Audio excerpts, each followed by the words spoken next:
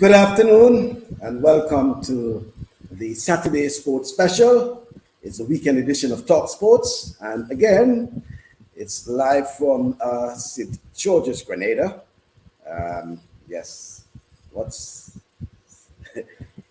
the best place to be right now, I should say. Very fine weather, everything that's so nice in the Spice Isle. Good afternoon, Grenada, Carriacou, PD Martinique, and wherever you are tuning in, listening to the Saturday Sports Special. I think I'm your favorite son when it comes to sports. I'm hoping so. Yeah, well, it's an open discussion as per usual.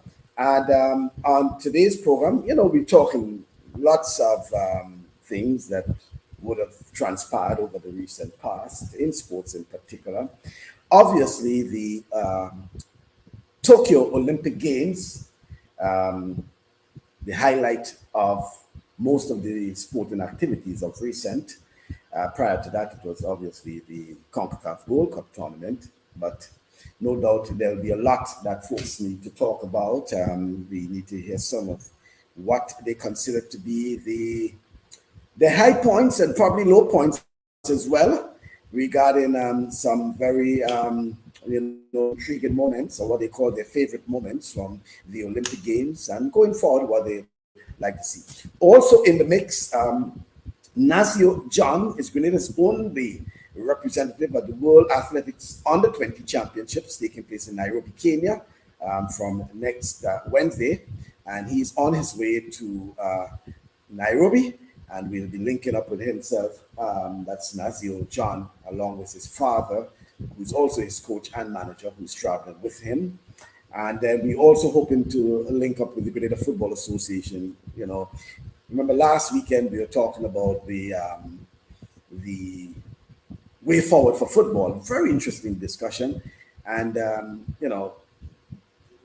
all about the grassroots program, the developmental program. Well, for what I know, there is a program such in St. David.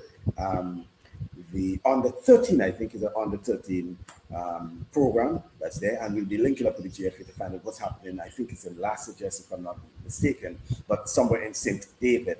And of course, we'll be hearing from Rudian Silvan, who is already waiting. He's in Toronto, Canada. We're hoping to hear from Hazelman Regis Buckles, and from others. Whatever you have on your mind and you wish to let us know, just let us know. You can probably send a couple text messages as well. And once it's not too long, put it in, and not all caps. I'll be able to put it up on the screen and share your thoughts with those who are listening, okay, and watching as well. So as I indicated, I'll be hearing from different folks as to what's happening. Let me see. Nothing as yet. So what I do, as per usual, I will probably ask our good friend in Toronto, Rudian. Good afternoon to you, Rudian. Good afternoon, sir. How you doing? I am okay for the time, and as so I know that you're in the best place on the land right now, so can't say nothing about that. I know so many people are jealous about that, but I have been suffering for quite a while. There are folks who have been doing the same thing, and I was counting on my days, and it's here. And most definitely. And I'm certainly enjoying it. Yeah. As before we start, I just want to send my prayers out to the people of Haiti, and I know this is a platform that goes pretty far out, and it is always devastating to hear those things happening. So yes, my prayers and my family prayers go to them. Yes, definitely. In fact, I reached out to some of my friends in Haiti and those who are from Haiti when I heard the news, and it's always devastating knowing what Haiti has been going through, year after year, whether it's hurricane, whether it's the earthquake from years ago, whether it's political strife, whatever it is, and we know the condition in Haiti already. It's certainly devastating, and we wish to, as I join with you and others, extend our prayers and sympathies to those who are suffering and those who have lost loved ones, because from what we're hearing, it appears to be very devastating, and we wishing the best. Yeah. So, Rudian, as indicated, we trying to gauge from those some of the favorite moments, of the especially the Summer Olympic Games, and going forward, what it is we want to see, not just regarding Olympics, but what regarding sports, because our hope is one day that it's not just track and field or swimming, but Grenada will have a full representative team of years gone by where probably you had some boxers, you have swimmers in the mix, yes, you probably have some tennis players, triathlon, you have a representative team, probably a team sport as well. Football, I'm not sure about basketball, but probably football. And hopefully, as they're saying, that, cricket is looking at, knocking in the door probably for 28 in Los Angeles. We never know. But the hope is that in the future, that should be the mindset of Grenada, not just track and field. Yes, track and field has brought us, the glory, brought us the medals. But there is a hope that other sportsmen and women may also be chasing Olympic dreams as well. Most definitely. One of the things that I recently said is that I have seen. I would like to see the OECS identify different sporting event that each island can have their own, and they could fund it in any way that they can. Field hockey for women. Those things and them is a possibility. Softball, those things are possibility that each island could get one sport that they can advance in and try to be different in the Olympics prior to the sports they already have going in already, besides track and field and swimming, like you said, for Grenada. I would really love to see other sporting events for Grenada. Just from looking at the Olympic Games, I really would like to see that in the near future. Yeah, I think it's the hope of every NOC, to have true representation on, it's not just the big countries as the United States and, Russia and the UK and Australia and Brazil, etc., but the Caribbean in particular. Jamaica has had, Cuba is another that has had, whether it's baseball and boxing and on the track and field and, other sports. But, there's no doubt that it should be the hope. And sometimes we put a lot of blame on these NOCs, right? But I think the federations themselves, should be not just hosting local tournaments, but, ensuring, putting systems in place to ensure that those who they are in charge of are also hoping that one day they could be, at the Olympic Games. They may not be at the podium, chances are, but there is a hope that, they could be among the, call themselves Olympians, as we should say, because once you participate in the Olympic Games, you are an Olympian. And the hope is that we can get others. But what do you think, in the case of Grenada, probably as a quick fix, an immediate priority that these local sporting associations should do? I think I would like to see the government get involved more. I think that is a point that is going to really help moving the sport forward. I think if we see the government stepping in and provide some more help, especially for the youths of Grenada. I was very pleased with our soccer. When I know people look at the results. I look at moving forward. Results will come.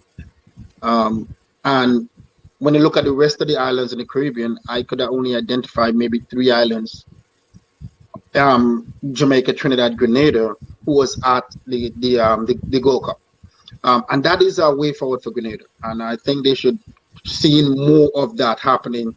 And the young men and women seeing that Grenada could be on that stage. That is a way forward for us. There was a plus in it that come out from the game, just being there.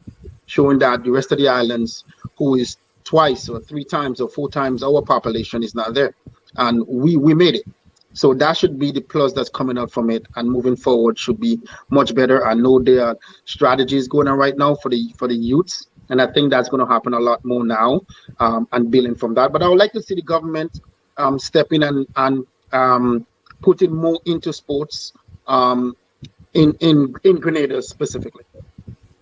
Well, it was also interesting that when I think it was last week, yes, when we had Mr. Michael Finley on the program as the Grenada football, the national football coach. And he gave the example of Canada, for example. And he said, for example, in terms of football, 12 years ago, Canada was in the same situation as Grenada. Exact same position. But because they put systems in place, there were casualties along the way, but they know what they were aiming at. And here is Canada today, as in terms of women's Olympic champion. The men were into the semifinals. Yeah. Right, and even in the Gold Cup, for example. So it's so it's a situation where you are saying that I know sometimes we want a quick fix, but putting systems in place to ensure that whether it's 5-10 years from now, albeit Canada and these other places, they have the resources, so they can probably double fold, triple fold, these sort of things. But putting systems in place to ensure that not too long from now we can be reaping the benefits. Yes, Canada have the resources, but then when you look, it's a massive country. So the length and breadth of Canada, monitoring, whether it's Manitoba, Montreal, all these sort of things. In the case of Grenada, it's considered probably a community, a village. It's more manageable to an extent. But the important thing, as you say, is putting the systems in place. Yeah, and I really like what Jenny said. Being a part of Eagles growing up myself, and my uncle played for Eagles as well, even for Grenada national team. I like what he said about the strategy in terms of the different levels. There is a A to Z, but when you get to Z, you're on a national team. So you start with the younger one, they go to A to a certain to F, and then and then they just move on and they move on. And I like that strategy that he come up with, and it's something like that I would like to see happen. Hoping that GFA is listening to when journalists speak last week and what his strategy moving forward. And I really like that. I really do like that we can build our program, not giving them the football players everything right away. We give them bit by bit, but let them work on that, because one of the things we're seeing today is a lot of TV football. They watch TV now and they want to go do it tomorrow, and it doesn't work that way. And so that's really what you're seeing a lot happening now, is a lot of TV football, and that's we have to come out from that and get back to the basic in playing football. Okay. Well, let's stick with Toronto to extend Lincoln deputy the same cricket at Olympics. It will be another platform for West Indies to show how great they are. Well, in this case, Toro, I don't think it will be West Indies, because the Olympics represent, they recognize NOCs. So it will be everyone for themselves, there will be qualifying rounds. So it will be interesting to see which of the Caribbean countries will get into our Olympic Games. Obviously, it will favor a lot with the Indians and the Australians and the English. But whether or not, how will the ICC decide on the qualifying round to ensure how many probably from the Caribbean will be into, it will be interesting. But I think it will be a platform for countries, even if there's a qualifying round, to be on their own and show what they are. Whether it's Barbados alone, whether it's Jamaica alone, Grenada, name it alone, qualifying for an Olympic spot, That to me will be very interesting. No, definitely, and that would be something really good to see. There is something in the Commonwealth. They may have something like that in the Commonwealth Games. We're hoping that We will see how it works if they decide to put it in the Commonwealth.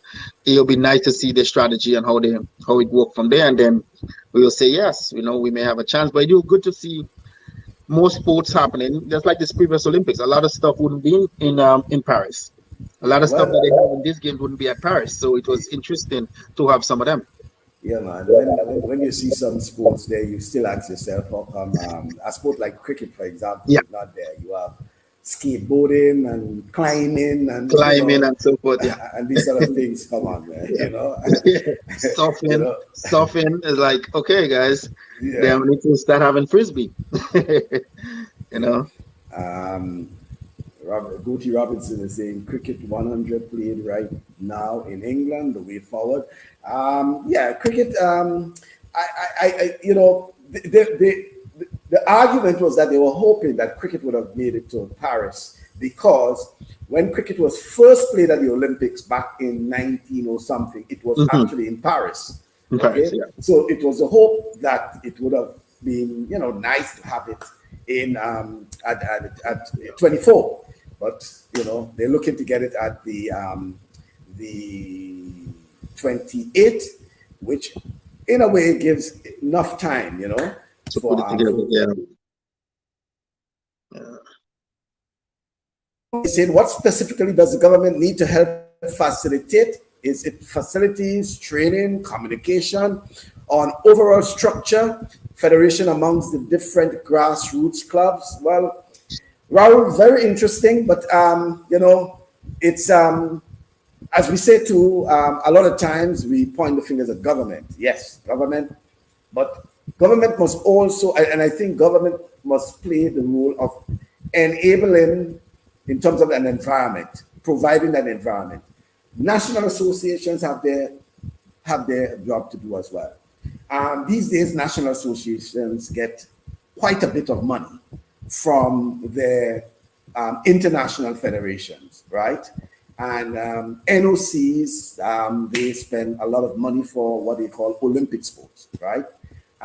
Yes, government has its role to play, and as indicated, in terms of facilities and enabling environment and, providing, sometimes it has a dollar value, but, some sporting associations will tell you it's difficult to even get equipment in, for their sportsmen and sportswomen because of the taxes and the, all these sort of things. Government can play a role because only government can do such, can whether reduce it or eliminate it or whatever it is. That is the government role. So governments do have a role to play. Rudian? No, most definitely, and I look at that too. Even out here in Canada, in Toronto, the government do play a big part into the sports, especially now in terms of the Olympic athletes getting for medals. They get some sort of funding. That is really good. That is an encouragement to athletes to make it to the Olympic Games, and hoping that they get on the podium, and when they come back, there is some sort of funding for them. That is a plus. And even within every region, the government do have a part to play in. Out here, like I said, in Toronto, and the rest of the Canadian province, where the government step in and they put a certain amount into specific sports to help on top of what they're really receiving already. So it will help, especially now. If we use soccer in Grenada, we have a lot of facilities now. They may not be quality facilities, but at least there is something for the grassroots to grow and start somewhere. Mm-hmm. Yeah, well, that's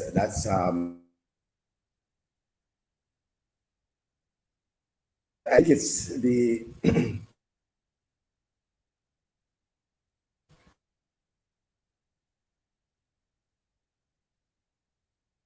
lost million for a while, but I think we are back up. Soon, in a few moments, we should be linking up with Nazzio John. He is getting himself ready. In fact, he's somewhere in Houston and getting ready to head off to a long journey. Houston to Frankfurt in Germany, then from Frankfurt to, I think, yes, he has a direct flight from Frankfurt off to Nairobi, Kenya. Yeah, it is a long journey because I have a young man from my program, from our club, who is on the Canadian national team, who's heading out there as well. So I know the journey it's long. It's not any way close. But even going on with the Olympic Games, as we hopefully to see now that Canada maybe is about to get a silver medal in the 4x1 due to the investigation that's going on with the British team, and now you're seeing China might come up now and get a bronze medal. Yeah. So that's quite interesting. Yeah. Well, quite interesting, and that's why it shows sometimes that at the end of the day, sometimes the position, it could change, in that case, because if the Jamaicans were probably fourth, now they would have been headed for bronze, because they finished fifth in that 4x1.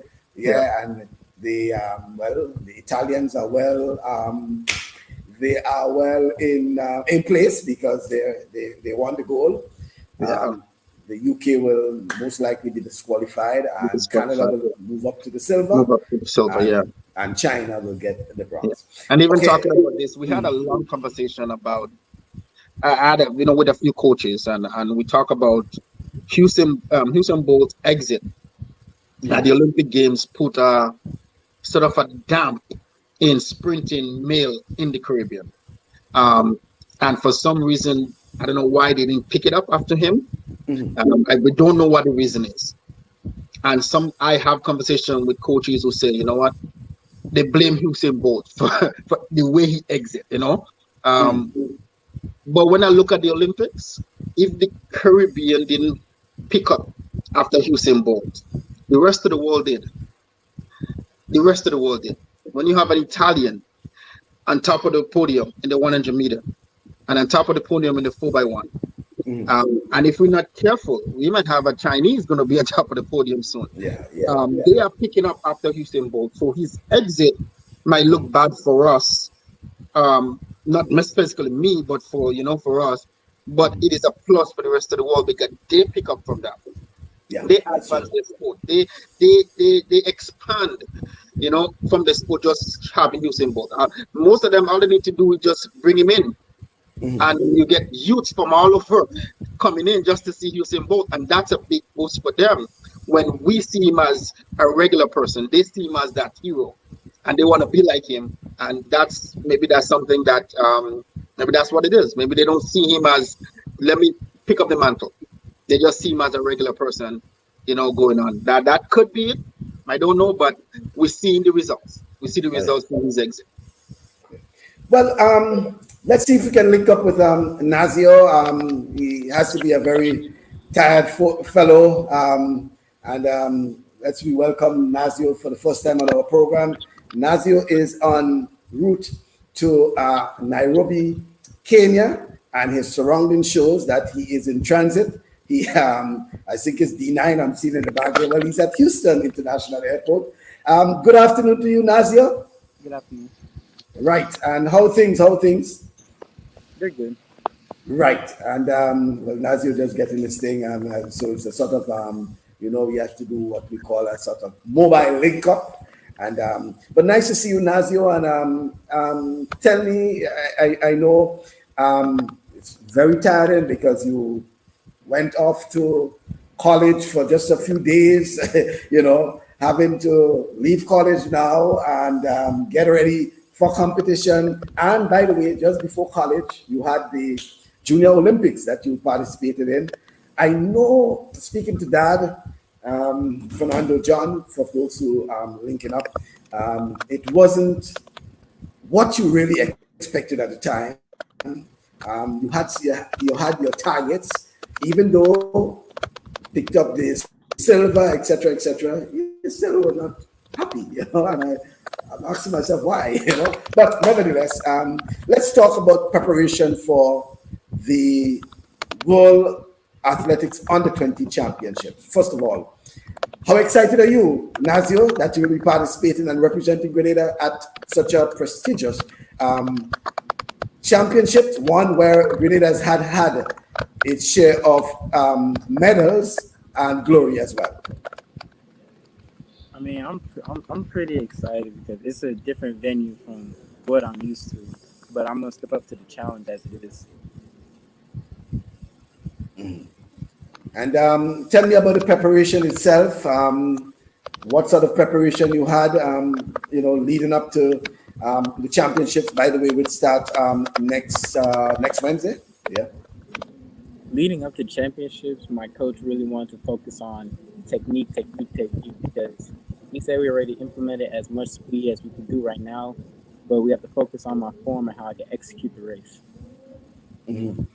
And let's go back to the Junior Olympics. In terms of your participation there, give me a summary of what it is you were really expecting in the one and two particular. I know you competed in the relay as well, but particularly in the double, the one and two. What was your expectation there?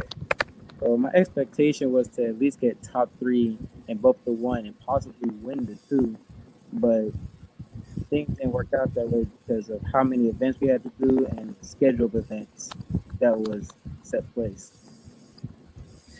Nazzio, I know you were a bit disappointed regarding Carifta Games, but you were really looking forward to participating in the Carifta Games. No love lost. Nevertheless, how would you characterize your season? Because despite not participating in the Carifta Games, you were, all over competing. So how would you characterize the season thus far, minus the Carifta Games? I'd say pretty interesting. I've been traveling all season, competing all over, pretty much all over the states and the world at this point. So I'll say successful and like a movie kind of. I love that, a movie, right? I know, some very tired, and I could understand because you have been, up since early this morning from San Antonio, Texas, traveling to Houston, then Houston to Germany, Germany to, it's a long journey.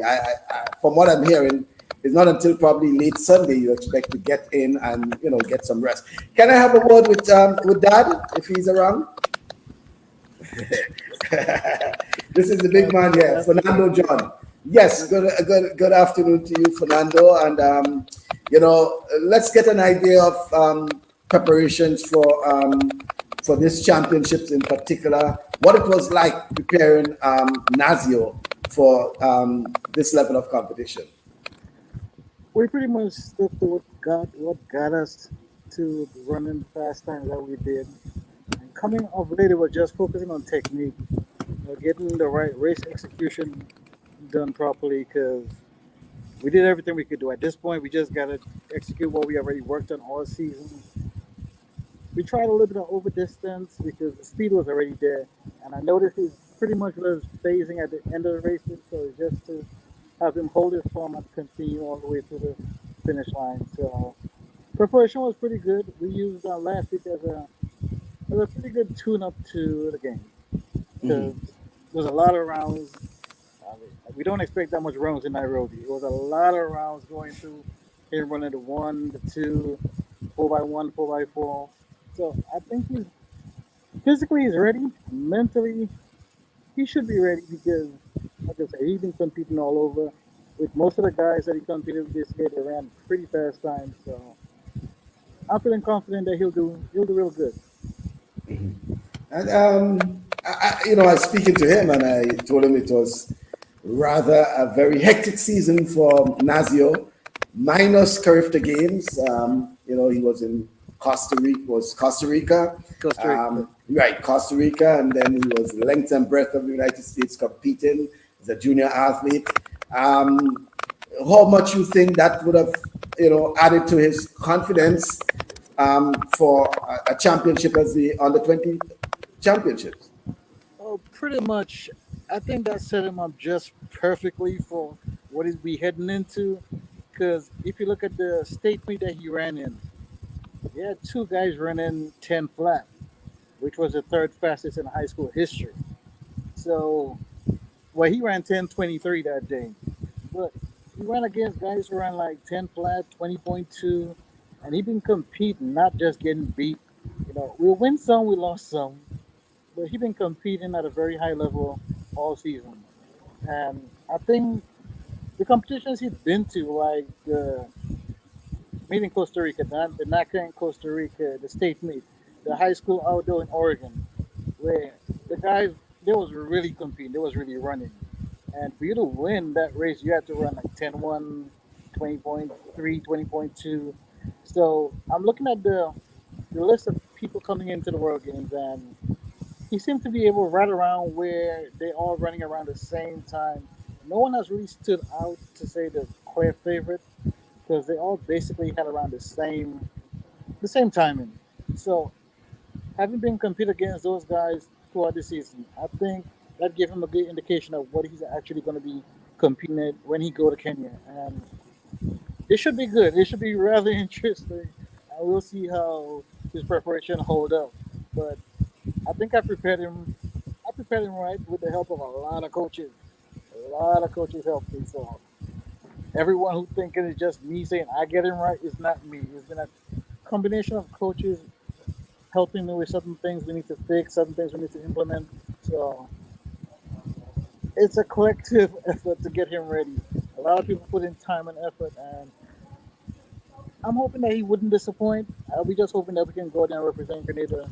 That will bring credit to Grenada and make the Grenadians proud that we represent in a way that we give everything we had, especially when it comes.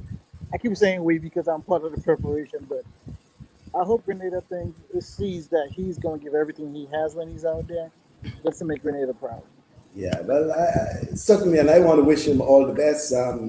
Always supporting our sportsmen and sportswomen, and certainly it's a major championship, and we have to provide that sort of support. I don't know if Rudian, who is with me and he's over in Toronto, if you have anything to add or to ask Fernando. Hey, coach, how you doing? I'm doing fine, thanks. That's good, man. What expectation do you have for him in terms of times running? You expect like personal best? You expect him just to go there and do his best? What do you expect based on his training preparation? What do you think that could come out from it? I know it's hard to say because on the competition is really when it matters. But based on what you're seeing, what do you think? I think he's ready to run his personal best. A lot of times we go to meets and at Nazzio, we just want to use it as a practice meet. We're going to work on certain things, and I'm not really focused sometimes. But him being the athlete that he is, there's no such telling him as shut it down, Nazzio. He goes all out every single time he has a chance to. So I do expect him to run his personal best because, like I said, he's in shape. He's been running really good, and he's been prepared right. So I really do expect him to go there and hit personal best in both events, and hopefully the conditions, works out that he'll be able to do that. And I'm looking at the schedule, the rest period, and the way the schedule is set up. It's set up nicely for him to go there and do just what we've been training for all season. Yeah, most definitely. I look at the schedule as well, and I see the schedule, so it's set up really good for the athletes. So hoping that the best can come out from it, in spite of what the weather might turn out to be or not. But I believe that and I've been watching his results for the past few weeks, and I like what I'm seeing. And I really wish him all the best out there. And I know he really made Grenada proud already. You don't even have to compete.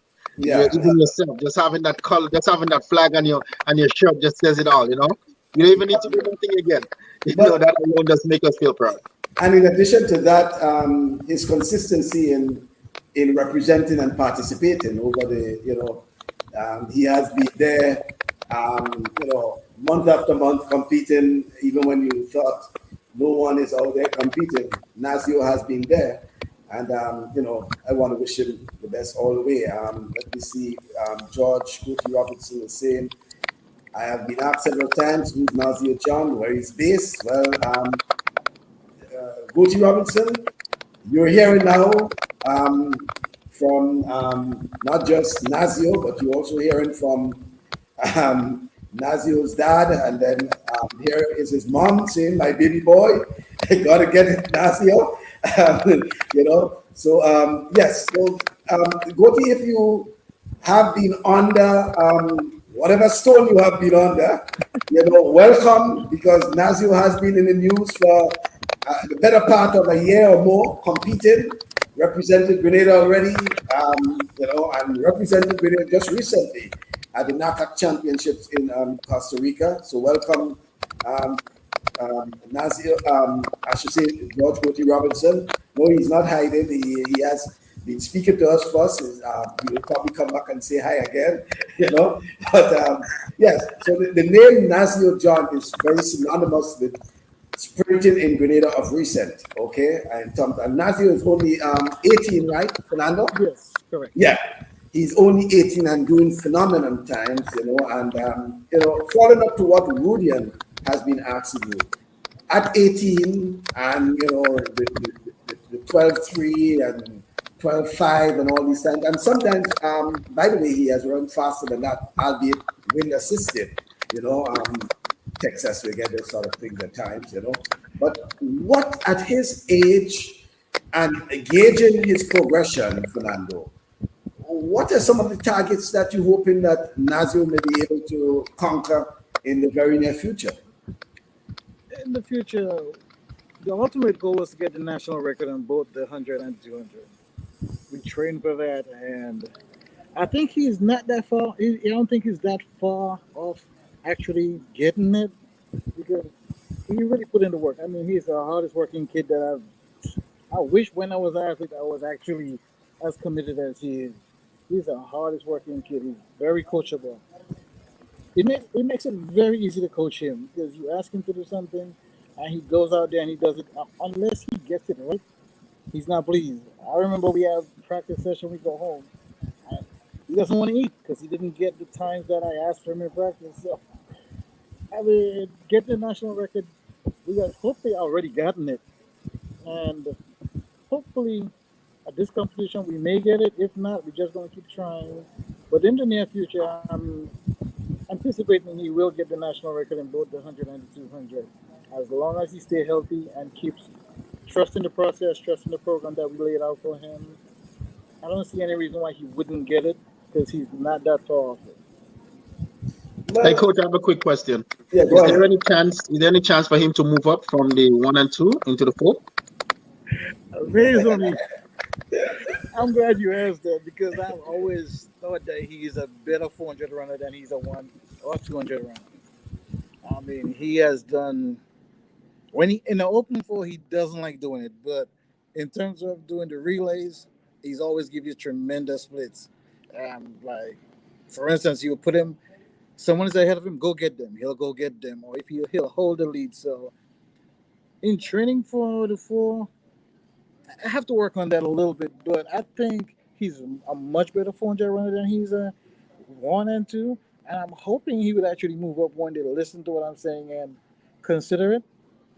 He says he's not opposed to it, so we'll see if he moves up. But yeah, I think he will move up eventually. I think that's going to be his race, because Grenadians have a history of purchasing good quarter milers.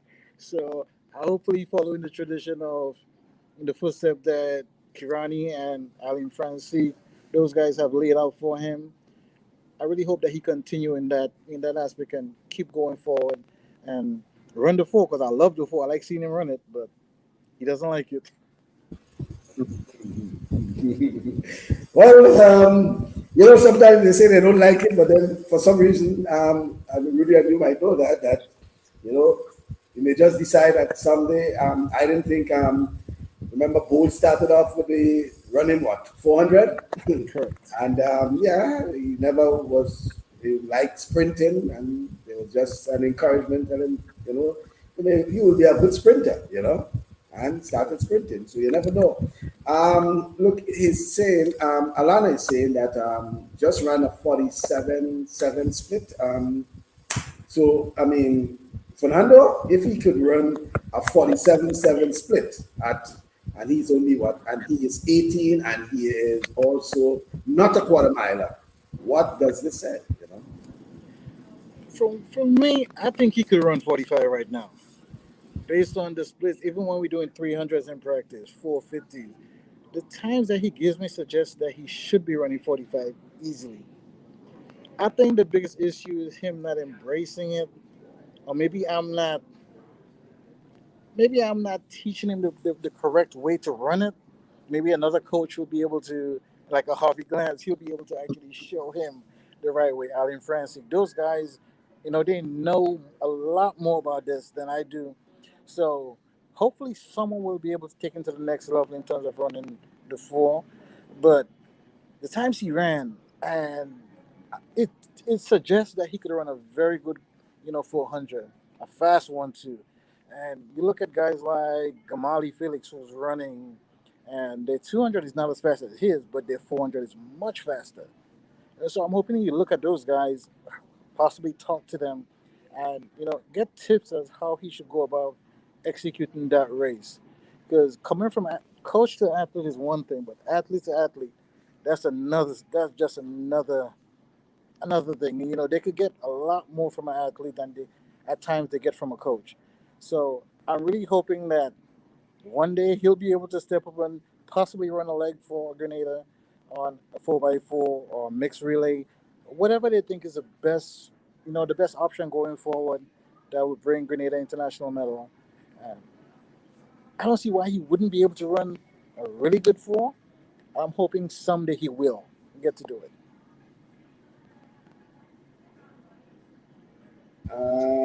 Right. So, right.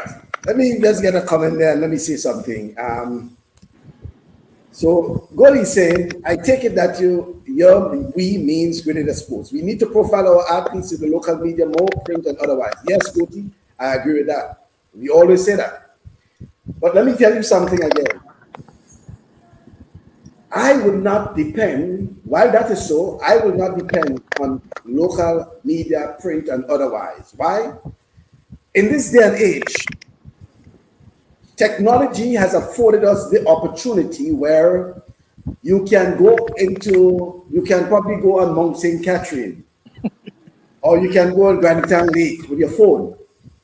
Once you have connection, and you can type in the name Nazzio John, and I'm certain you'll get videos, you'll get stories, you'll get profiles of Nazzio John. Okay, here is an example. So I know about Nazzio John, but I went in and I just used a Chrome browser and I'm playing devil's advocate and I typed in Nazzio John.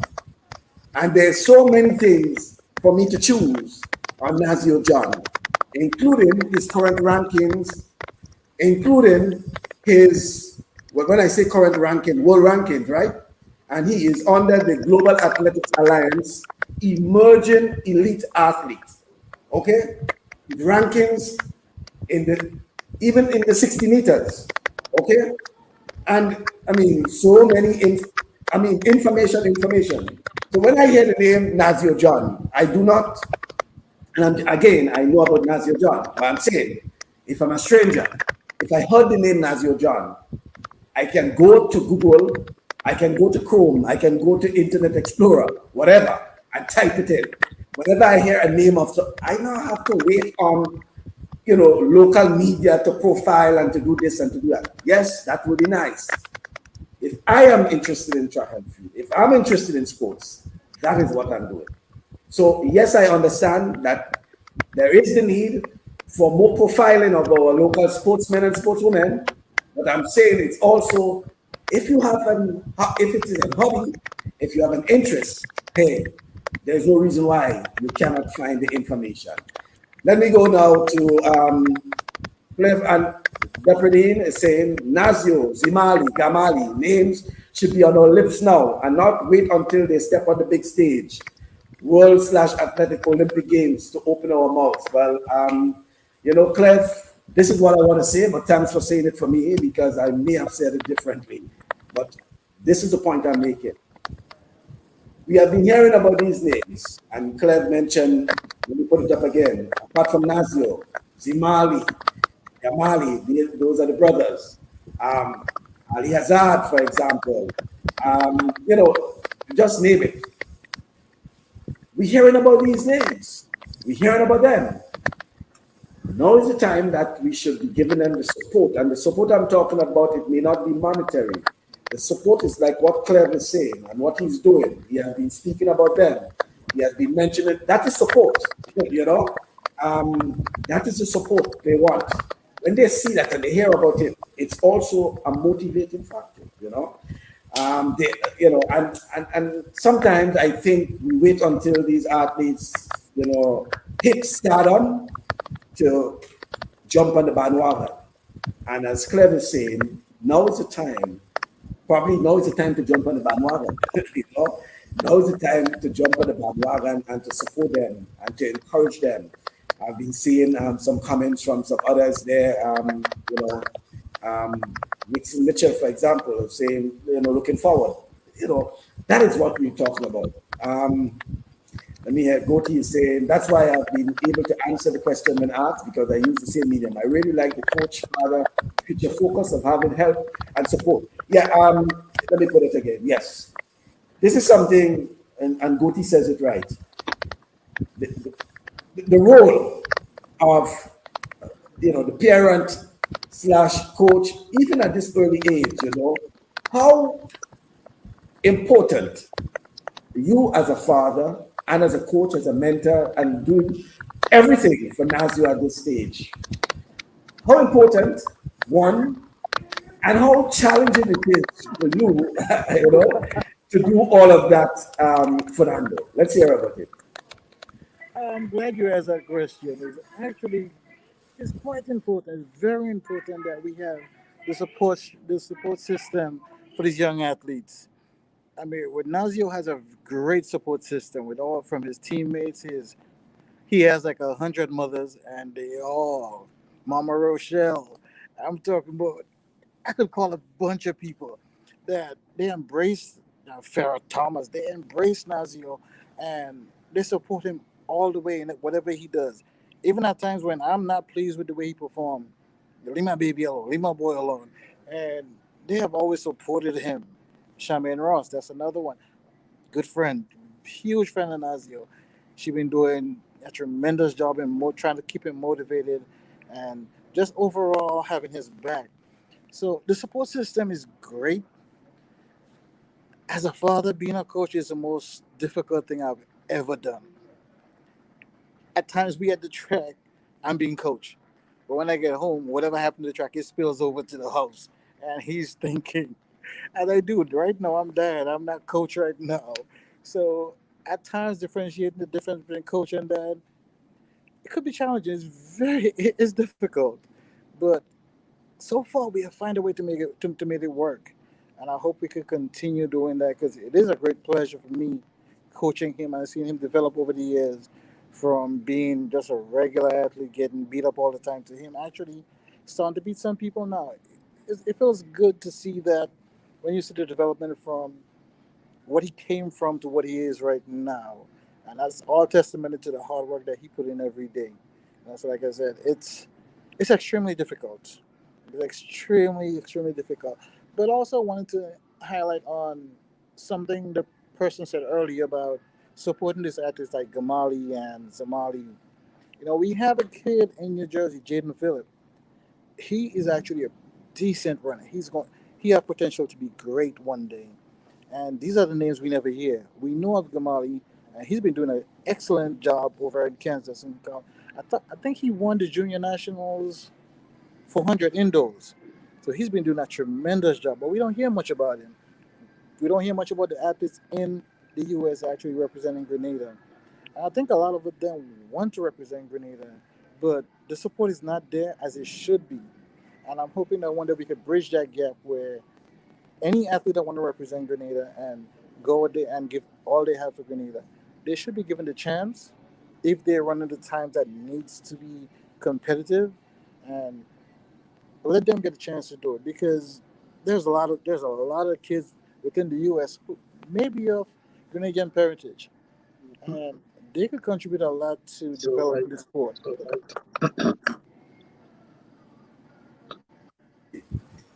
Anything you want to add, Rudian? Yeah, most definitely. There's a few things I want to add in there. When you talk about the identifying the athletes, as you notice that the NCAA have a new rule now, where the athletes have to build their own profile to put themselves out there. I mean, in a sense where they could start accepting money and so forth. There's a few rules that they have to follow, but they building a profile, meaning on the social media and platform they're really talking about. Like the Instagram, the Twitter, the TikTok, those kind of things they was trying to say, build your profile. And I think that's what it is. You want the athletes to build themselves, put themselves out there, that when you type in their name, as you said, you're going to see something on them pop up on YouTube, on Facebook, on all those things in them, building their profile. So that's something that you really want to see more of the athletes, that they can be all over the social media platform. Because that's what you build. And that's a new goal now for college athletes. But also, I remember growing up in Grenada, and the system is different. We're not living in the same time. I was a very good athlete growing up, and everybody know me in the community. The community grows up. If I'm out late, they say, "Hey, why are you not here so late?" That we don't have no more. So that's where parents have to come in and identify those kids and say, "You know what? I see the future in you. And if you want it, you got to put the work in. You got to get the 8 hours sleep. You got to eat properly. You can't be out there drinking. There can't be doing some things you cannot be doing. So you got to make the difference in that." And I know where I am now and where I've been, going to the Olympics, running for Grenada. I knew if I didn't do some of the things that my coaches asked me to do, my mom asked me to do, I wouldn't make it. I would have gone a different direction. So we have to be able to identify. And as parents, I really love to see that, you guys are being there. It is tough to coach and be a parent. It's very hard. I coach an athlete that I've been coaching from 7 years old. So I'm not father, but I'm like father, And when it comes to college now, it's like, I see the potential. I said, I cannot take you to that another level right now. That's why I went out and I get my coaching levels. So I have my coaching levels, but I still stand around. So that's why I'm really involved now, together with the coach and myself, to make her better. So that's some things that we have to do as parents. Yes, I want to be there for parents, but sometimes you have to identify yourself. Are you a coach or are you a parent? And being a coach, it hurts. They have to cry. They have to throw. And so as a parent, you can't say, "Oh, I'm making him cry, I'm making him." No. If you go back, if you listen to Shelly and Fraser's interviews, she will say the same thing. When she running hills, she's crying. But look at the results. She's on top of the world. So some things we have to identify ourselves with. And for Grenadians, when you see those athletes and you say that their name should be out there, when you see they're going in the wrong direction, you need to guide them. Say, "Hey, you want to go to the Olympics? You gotta be sleeping." If you're walking and you see them, "Hey, here's a banana, here's a bottle of water." They're going to practice. And some of these sports stores in Grenada, give them a pair of shoes. You only want to see them on TV and start saying, "Yes, I know this person." But build them now. If you see a future in them, give them little things. Sometimes the parents don't have it. And that's what I really want to see, the strong support of, as small as we are as a nation in Grenada. I really want to see the community come together and support some of the parents in those athletes in the best way they can. It may not always be money, but it can be some fruits they can just drop into the house because I know this person. I can help them move forward. So those kind of things in them is really hard. I mean, I'm jumping beyond something. The gentleman who won the 400, the hurdles in the Olympics in Jamaica, he had to went and borrow money from someone to get to the airport to go to the Olympics. So we see those things. You understand? And look, and he ended up becoming a top. Now he's good. He's going to be sponsored. He's going to get his stuff. But to see where they're coming from, the struggle that they have to go through, the struggle that you have to go through as a parent. You might be there now, but a lot of people don't know how you get there. It's tough. So I'm just saying that moving forward, I really love to see our Grenadian, even abroad, those abroad, if you can help, let us help. We are a small nation. But we are big in heart. And I think we can be bigger in the world than the size people see us. Mm-hmm. Let me get some comments here now. Kyron Batiste is saying the resources are there for the athletes. They just need to be channeled in the right direction, and that's the bottom line. Deputy, let me see, Deputy, they say emphasis should now be placed on profile building Integrate that as a ministerial portfolio. Reach out to those who have already constructed such and utilize their knowledge. Yeah. Let me see. Okay. I think Clev is also asking you to repeat the young man's name again. Is somebody you had mentioned, some athlete you have mentioned and earlier? I'm trying to figure what's the name again. The young man from New Jersey. Oh, he's talking about Jaden Phillip. That's Jaden Phillip. The son of Shaman. Right. Shaman Ross Phillip. Shaman was a former athlete herself. She attended the Boca Secondary School. She represented Grenada. And she has, it's two boys, and you mentioned Jaden, but two formidable athletes, right? Jaden is, it's interesting because, yes, Jaden Phillip, and then, you raised something that was very interesting there because Clef has also asked about, for example, the Charles brothers. I know he's speaking about Junior Charles and others. And then we had Kurt Modest. We had what was believed to be a team of a cadre of athletes, a pool of athletes that may have been or could have been by now, something looking forward to, we talk a lot about relays and things like that. So, but I don't want to get too much into relays, but representing Grenada, okay? Representing Grenada in international competition. And Junior Charles was one, Kurt Modest, and, these guys were running, comfortable 200 and 400 meters. In fact, they were 20 points in the 200. Okay, I know at 18, Nazzio is also doing the 20 point comfortable. Okay, how do you think, Fernando, and looking at Nazzio and Nazzio's performances at his age, how do you see him fitting into the mix of our established athletes in the near future? You mentioned Jaden, for example.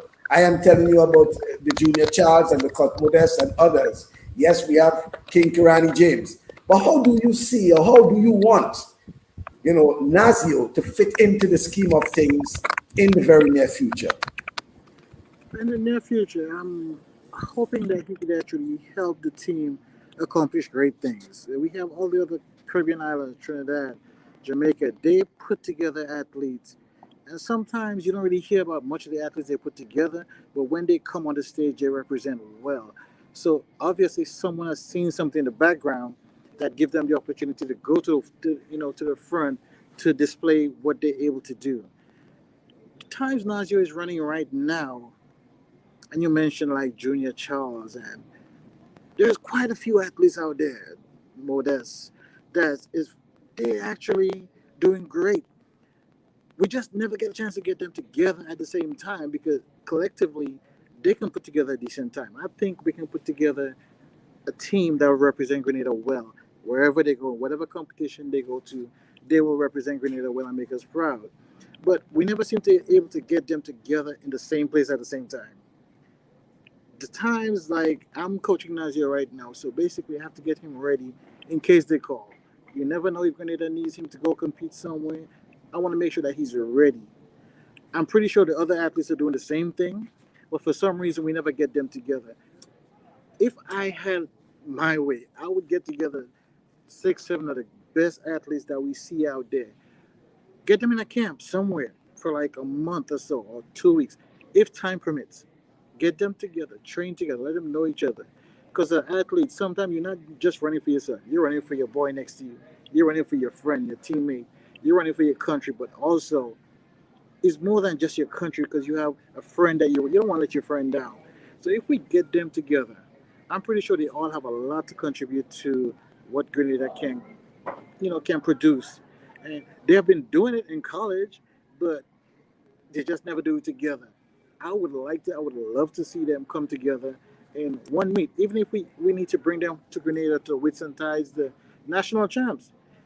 Say, oh, we're going to bring y'all back. Let's compete. Let the people see what we're doing. because they don't like some of the people right now. They don't know what any athletes from Grenada is doing, but some of them don't even know the athletes are from Grenada, but they're doing well, and you know of them. So if we can get them together to come back to like a national chance with some tides or whatever games, if we have to host a game just so we can showcase those athletes, I think that would be a great idea. I mean, I know for a fact that Nazzio will be ready and he'll be able to contribute with all the great athletes that you call. They have potential to be great athletes, and if you can get them together and they each give their best, I'm pretty sure we're onto something big. And I'm hoping that the people who is in charge of all this will see that by getting those athletes together and the times they're doing, just on their own, put it together. Because, perfect example, you're running a relay, or you may run like a 46, but you have three guys running 40, four guys running 45. That'll give you a decent time. Okay, but you have one guy doing this, and then he's by himself, and then we don't see ever see them together. I'm just hoping that you can get all these athletes together, and let's see what the best of Grenada and what they have to offer.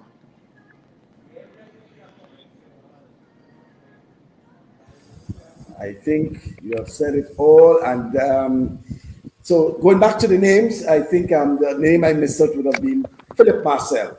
So we have heard about Kurt, yeah, Kurt Modest, and it's Philip Marcel, and then we have Junior Charles, and now you're speaking about Jaden Phillip, Nazzio John. We do have what is coming out to be a pool or a cadre of talented athletes, because Gamali Felix is returning, but he's going to Arizona State, and then his brother is now going to New Mexico, which is Zimali. So, quite a bit we expect. But if I could interject just a little bit, speaking of those athletes that we know, I'm also aware that Coach Maxwin has quite a few athletes who's doing pretty well. Because I was looking over the meet they had at the National Stadium sometime in March. You have Adim Peters who's running like a 47 and 21.4. That's not the best times out there, but if you actually give him a chance to get more meets. In Grenada, we have 2-3 meets a year. I think one of the reasons why the people up here in the States run much faster than they do in Grenada is because 2-3 meets, that's 1 month. And you got to think of constantly competing. They're getting better, the edge, they're sharpening up on certain things, and the competition is there. So basically, when you see the guys have 2-3 meets, and I'm looking at the times, and they have some pretty decent time. Michael, I think it's Michael or Francois, if I'm saying it correctly. Those guys have put down some pretty decent times, having only ran 1-2 meets. So you may have one meet where you didn't run as good as you expected to, but the next meet you have to fix it. You could fix something. You may run faster. Then the next meet you can fix something. But 2-3 meets and the season is over. We need to give our athletes more chances to improve on what they're doing. 2-3 meets is not enough. And I'll emphasize that enough. It is no way close to you competing with someone who's have 10-15 meets per year and you only ran 3. At this stage, it's not going to help you get better. Well, and I think that's the advantage that Nazzio and others are really having, because if they want, they can compete every weekend, and to an extent, I think it's also probably the only country in the Caribbean, probably is Jamaica, that have something like that, where almost every weekend there's a meet. Most times during the season, there is a meet available. And I think if we are to go to that level, we need to have, and not this mini meet as we calling it, and things like that. So we need proper, something proper. Mini meet gives it the condition that probably instead of running at 100, they do not 50 meters, and them don't call it mini meet, please. You have a meet, and a meet to ensure that our athletes, our local athletes, get competition. They're on display. And as Goti was saying, sometimes we don't hear much about our athletes. Well, here's an opportunity where they can be competing ever so often because the stadium is there. You can't say you do not have facilities. You have this other facility, the facility that will give you, world class, I say, times and performances and things. Albeit you do not have, the quality athletes per se to come and compete, whether it's from the other islands. And yes, we know the pandemic, but give these athletes the opportunity to compete and to improve on their times and to improve on their throws and whatever it is like that. So great point. In Jamaica there is digital Grand Prix that has meets on a weekly for a 2 to 3 month period. Yes, you have the digital Grand Prix and they start in wherever it is and they're going around and almost every weekend or so they have the meets. And with it's a Grand Prix because you get things like points and things like that. So hey, it's time for our local officials to start thinking outside of the box and not the thinking that every year is a Whitsuntide Games and the national championships and that's it, and and you wait until the next month or two before you go to the sponsor and the sponsor say we don't have money and then you say, oh, we will be able to have this and that. No. A plan in place, and here is your plan, and whether you need the support of government or corporate Grenada or whatever it is to buy into your plan, but the plan must be bought in the sense that they see that it's for the future. You understand? And not just going to them a month or two before and trying to get sponsored when by then most of the sponsors would have already budgeted for the year, things like that. And we have to start thinking outside of the box and not just right around and in front of us. Fernando, I really don't want you and Nazzio to miss your flight. Yes, I really don't want you all to miss your flight because I know it's a long journey, and it will be remiss of me to stay here and join the conversation with you. And then after you say, well, the flight has left, there's nothing I can do. Any final words from you? Well, I'm excited to be going to the World Games. Nazzio is extremely excited, and I'm pretty sure he's going to do his best to represent Grenada well, and hopefully we can come back with a medal. If not, as long as he does his best, we will represent Grenada to the best of our ability, and he's looking forward to it. I'm looking forward to it, and hopefully we make Grenada proud.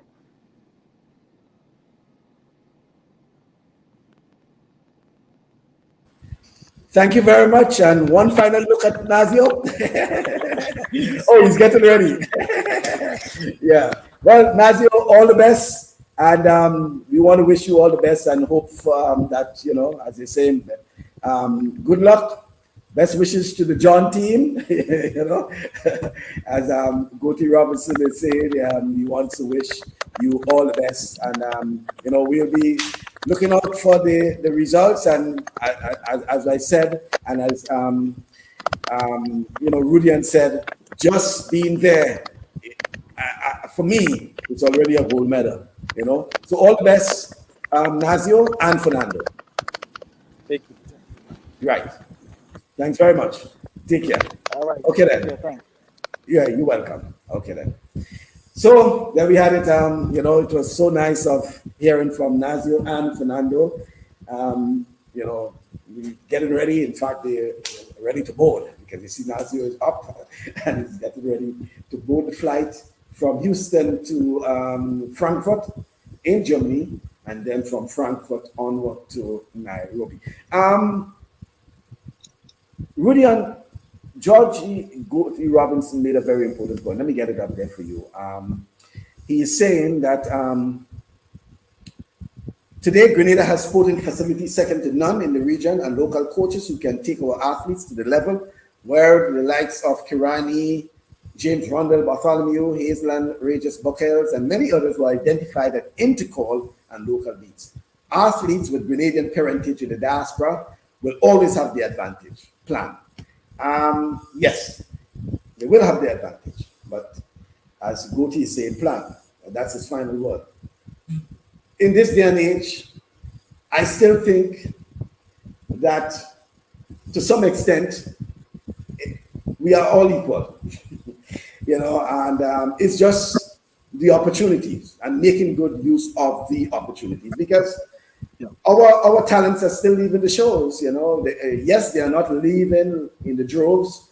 That when Hazeland and the likes of Rondell and even Aline Francique and others have left, when they were leaving probably in 6 and 7 and that many they were leaving at the time. But it shows with Gamali out there now, and went on to Barton Community College, did so well, homegrown talent, did well.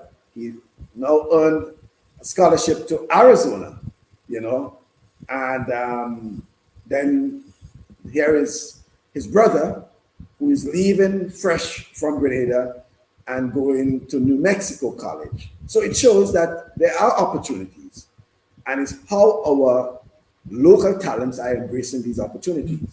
What is also interesting about Gamali and his brother, Zimali, is that the support of, like for Nazzio, the support of the parents.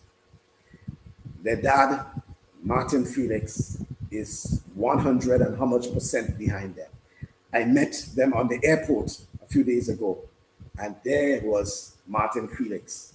And I remember in the initial stage of Gamali's exploits at Barton, it was through Martin Felix, his dad, who has been providing the information and the contact, and all of that. It's very important for parents to be that, play that leading role in the development stage of their kids. We see that in swimming, we see that in tennis, and we're seeing it to an extent in other sports, track and field, football, and things like that. So, but it's very important for the role of the parents. I know Simone Ross. I know probably she'll come on and say something in a while, but she has been all supporting her kids involved in sports. And I know of a lot of other parents who are there.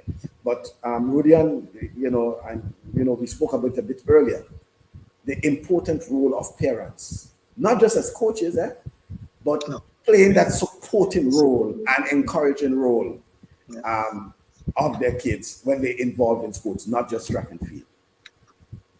Yeah, most definitely. I think it's one of the most important things for any athlete, knowing that they have the support of their parents. It can be challenging sometimes, but once they have that support, the parents could provide not necessarily out there on the field, but the home life in terms of the meals, making sure that they eat properly, making sure that they get the sleep in. And that's a big part of it. So it's really, really important. It could be very challenging for some parents, but it is good that parents should be involved. Like I said, growing up, my grandmother was very involved with me, making sure that I get everything that I need that make me successful in to where I've been today. So it is very important, and I think Grenada is on a path to do some great things. There's a lot of challenges to go with it, but I think once we can put it together. I just listening to everything. It just we have 3 Olympics and we have 3 medals, and a lot of colleges look at that. That's why I see a lot of these guys and getting the opportunity now. Grenada name is out there. It wasn't there before, as much as it is now. So just getting a medal on the world stage says a lot. So a lot of schools start looking out to say what's going on in Grenada. Something is happening there. So the more these guys and them perform, the more the name, Grenada branch out. So it's good for us that our athletes can get out there and do great things and big things. And another thing, and I using the example of the Fernando and Alana. Alana is Nazzio's mom, and the support more Alana in terms of social media, because Fernando is not too much on social media. Social media, yeah. And the sort of support she has been given, in that there isn't a day or week gone by where she isn't posting something about Nazzio, even when he's out of competition, probably him training, probably him doing something, dropping him off to training, or some sort of thing like that. So, and that is support. That is a sort of support. She's not always there. For example, she wouldn't be in Nairobi, but already she is posting that here, Nazzio and his dad on their way, and these sort of things. And that is what is, very important. And sometimes it says a lot for the athlete themselves, their confidence building, because they know they have the support of their parents, which is very, very key. So even when they're down, they can call mom and dad, they can call the uncle, they can call somebody in the family and say, so is the case. And this person will be there to cheer them up, to act as a mentor and these sort of things. Let me see. I know, I just took an answer, and I know Simon will come with something. I just wanted to hear what you would say. So let me hear. Simone is saying, support is definitely key. When parents are involved, the children feel more secure and confident in training sessions and at track meets.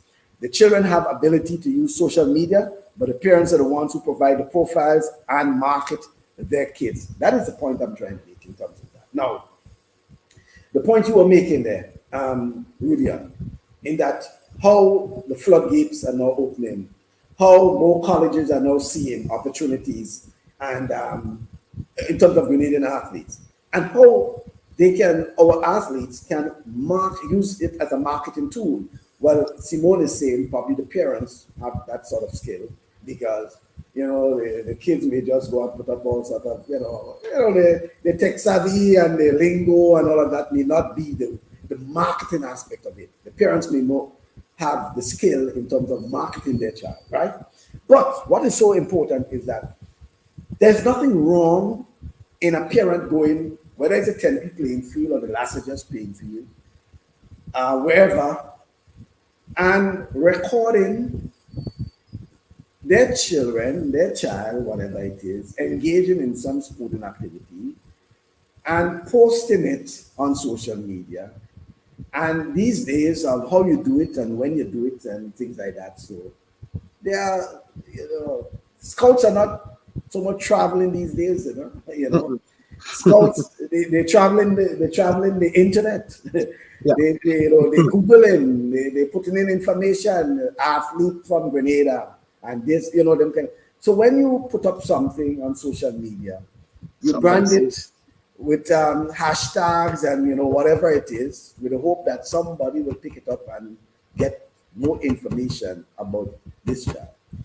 And I think one thing too that really helped the athletes is knowing people knows them. Mm-hmm. You put it out there, somebody's watching it, because then there is the likes and there's the shares and there's all of this stuff that you see people following them. The following is a key thing, because if an athlete have 1,000 followers, the athlete want to do good. You do better, then you have 2,000, 3,000, 4,000, and it start growing, right? So that is one of the things too for the athletes and the athlete standpoint, that if I'm on the social platform and I have the followers, I have to do better to keep the followers. So that's also a way to actually continue in the sport and even doing better. Well, I recall speaking to one of those professional basketballers, Grenadian basketballers, some time ago in the program. I think it would have been sometime last year. And his journey actually, and I'm talking about leaving high school in Grenada, which was Wesley College, going into junior college in the United States, getting into university, and then playing professional. And it all started by him recording on the basketball court, doing his own recording and putting it up on YouTube and things, and sending it out and, sharing it, not just putting it up, but sharing it and things. And that attracted, interest and calls and, eventually acceptance. And, there he is making big bucks, He could have just stayed in Grenada and say, boy, they're not doing anything. I have a lot of talent, and association not doing this and not doing that, government not doing this and that. Hey, yes, we know that, but you can also market yourself. Yeah. And that's what happened. That's one of the key things that happened this season with the COVID. There's no meets. Schools was asking for time trials. You have to start posting those stuff on the social media platform, because that's the only how they can see someone run and try to see that the skills that they're looking for, because there was no track meets. Just now a few track meets start coming in, but school really starting by next week already. So it's kind of hard, but that was the way to go for athletes looking for scholarship. The social media platform. You're posting, and it's getting out there, and schools start seeing it, coaches start seeing it, and that's what it is. That's how it is. Yeah, Baptiste is saying we need to take a hard look at reforming sports and the structure of sports in Grenada. The time is now. The opportunities are there. Why are we not taking advantage of the bar set by Kirani? And, as you were saying, Kirani is basically opening the doors. And as Kyron is saying, why not take advantage of it? The door is wide open now. Coaches, for example, the local coaches have a role to play. It's not all about going at the stadium and going at Tantine or wherever, at Grenville and things like that. So with your charges, you can set aside a day when you can sit down and bring your charges together and say, hey, today is scouting day. Today is a day when we go in and surf on the internet, make contacts. It's important, because when you start putting the information out there and start putting it on, and I mean in a serious way, start putting information about your athletes and sportsmen and sportswomen. And when I say athletes, again, it's not only track and field. But when you start putting them out there, it means that it will be easier now that if you put up a name or you send a name to a coach, the coach doesn't have to scratch his or her head wondering who it is you're talking about, because the first thing they may be doing is, while you're speaking to them, they type in and finding out who is that person. And they may be typing to see what it is I might be seeing about this person. And they may happen to see, oh, he mentioned Rudian Silvan from Grenada. Let me type it in. And right away, I am watching a video of Rudian Silvan, competing at the stadium or competing there or doing some training. So, you're not fooling anyone, you're just reinforcing what it is, the conversation. And it's important that the parents, the coaches, even some of the athletes who can do it, start taking advantage, start marketing yourself, using the opportunity. Hey, social media is there, and it can bring you up, it can bring you down. Some people use it to bring themselves down. Use it to bring yourself up, because you can use it and use it in a positive way. Marketing yourself, putting good information about yourself, profiling yourself as well. Age, whatever, where you're from, school you attended, what it is you're doing, sports you're playing, achievements, all these sort of things. Start putting a profile together and making it available, in that these days when you make a search, whether it's on Facebook, whether it's on Twitter, Instagram, YouTube, whatever, it's part of the algorithms, and it means that it will show up in a search engine. So when you type in the name of the person, as I indicated a while ago, when I typed in Nazzio John, for example, and there was tons of videos, articles, profiles, all sorts of things that showed up. Our sportsmen and women need to start taking advantage of this and doing that. But there's a challenge. There's a challenge. And the challenge is, I've been to selection meetings here in Toronto for the Canadian team and so forth. And sometimes the standard that they ask for is beyond what is asking. And the challenge is that in Canada, sometimes having standard don't necessarily mean that you're going to make a national team. So I could have the Olympic standard, but Canada have their own standards.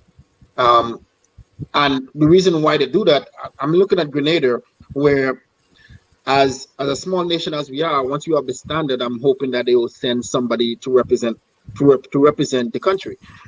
But the challenges that they put on administration is their focus is getting medal.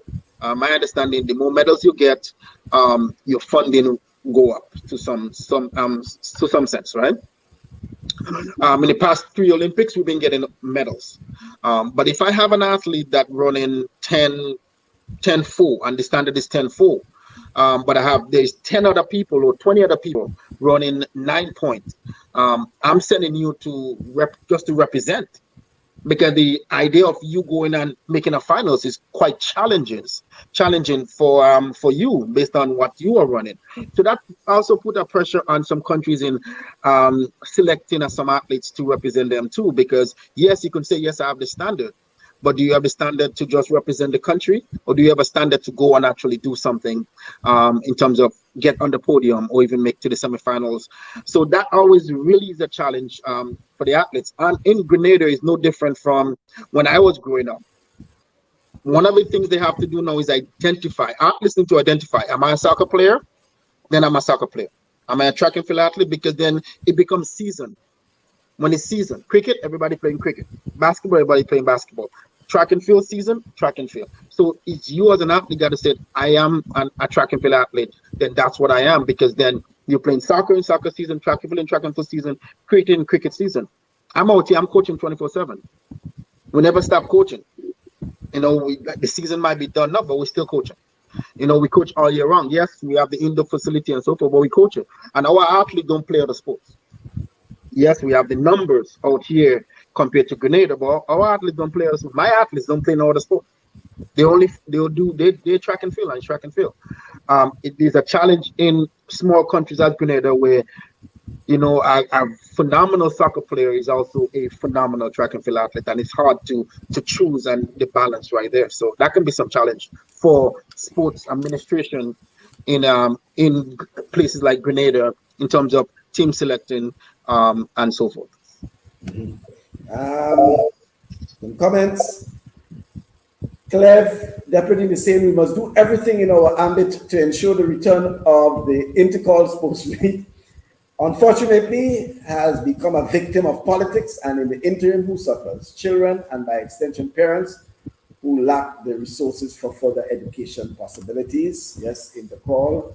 And while we're on that, I also want to add that I think, and year after year, I've been saying that I think more has to be done with the TA Marischal Community College and sports. It's our only tertiary, well, except for the St. George's University, but I'm talking about homegrown tertiary institution. And there is no reason why a 16 or 17-year-old leaving McDonald College or St. Andrew's Anglican Secondary School, SAS, and going into TAMCC, and that's doom, and that's the end of any sporting progress for that person. There is no reason why that should be happening.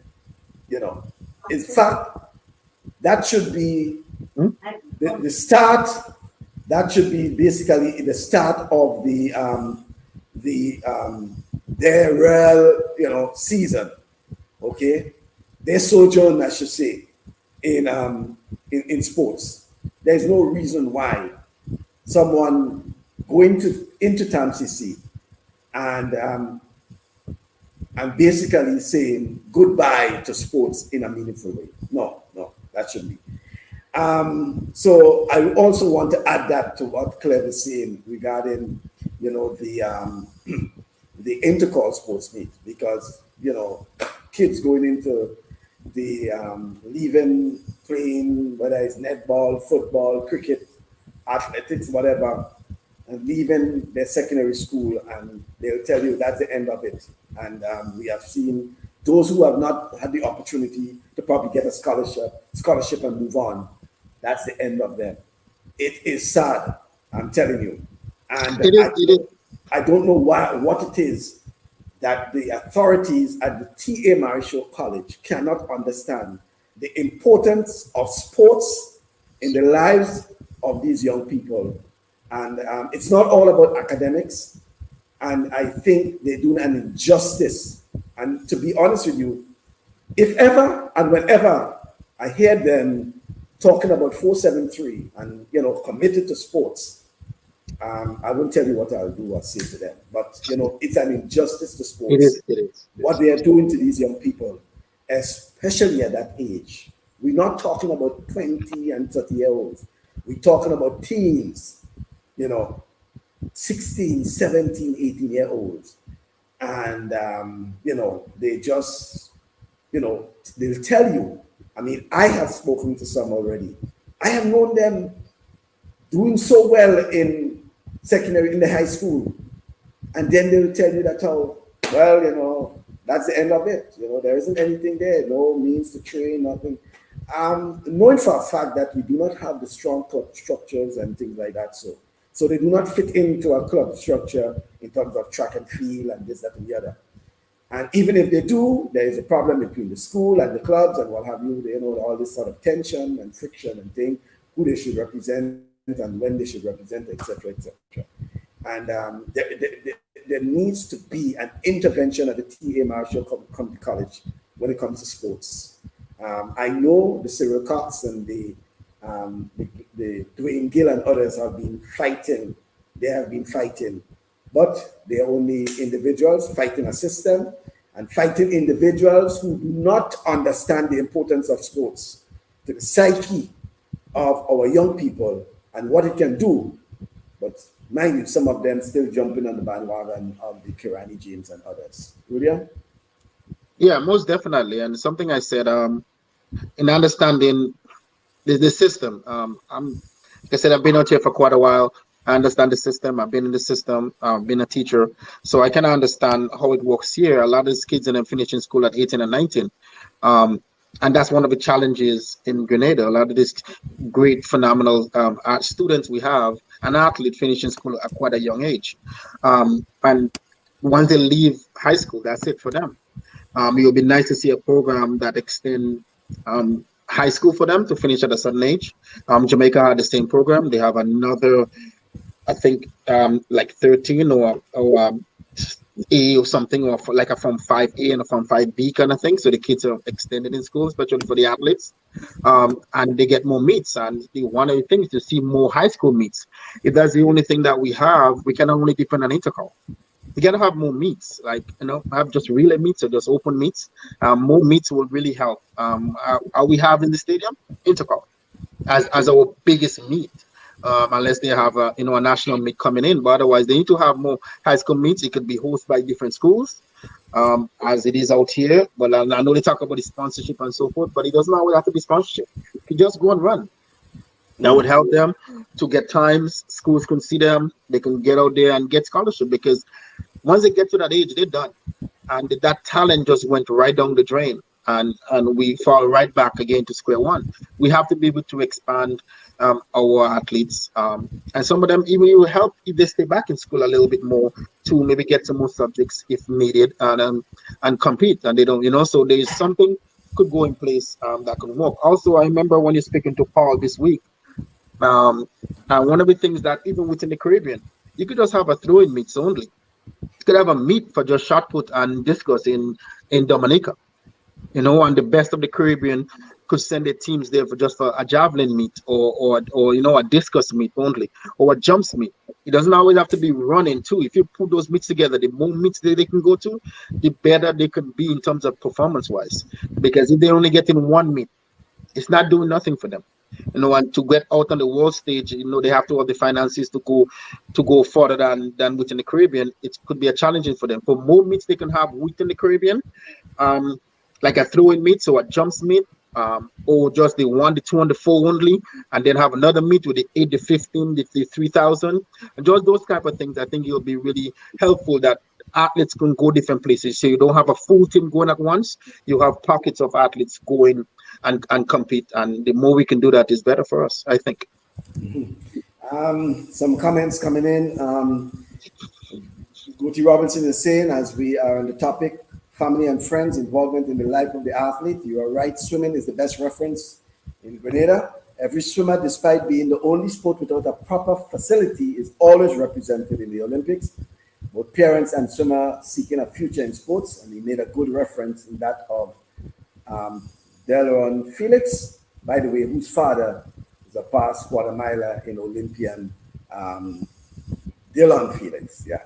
And Alana John is saying most of the colleges that scouted Nazzio did it through social media because he built a profile. He had competition videos, practice videos, videos of him just being himself, you know. And by the way, just in addition to that, Nazzio's brother is actually Nazzio John. Nazzio John, who's only 12 years. And I'm hearing that Nazzio, who goes by the name of Rio, is his personal best is 12.41. 12.41 at 12 years. And he's also involved in the jumps.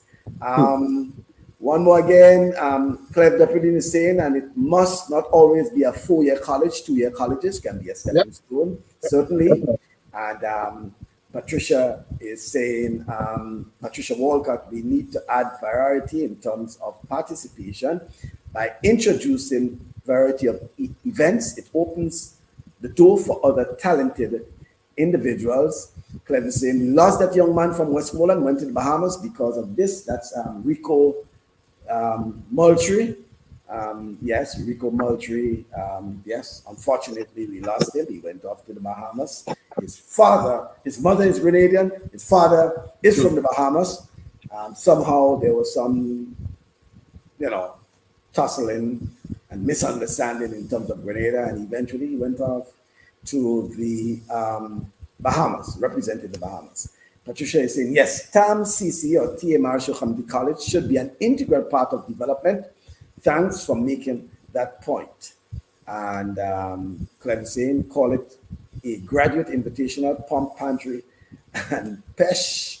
And Lincoln Deputy is saying there have been discussions of bringing TAM-CC into intercall, as well as changing the days of intercall, as well as the time, running the meet on afternoon and evening rather than the middle of the day.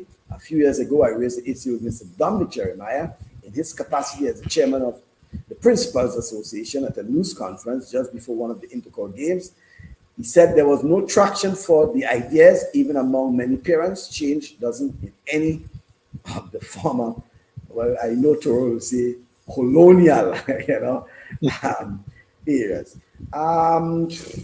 And Karen Batiste is saying, I would recommend having more information session for athletes in Grenada that involves training, preparation, performance, opportunities, your role as a student athlete, and more important, understanding the college system. And what it takes to be successful. Just one deviation from this year. I just want to go over to one by the name of, well, he's given me the name Angus. I hope I get his correct name. But let me introduce Angus, because Angus is actually live. I think he may be at the Lassages playing field. Yes, Lassages playing field. And Angus, first of all, let me say good afternoon to you. Good afternoon, guys.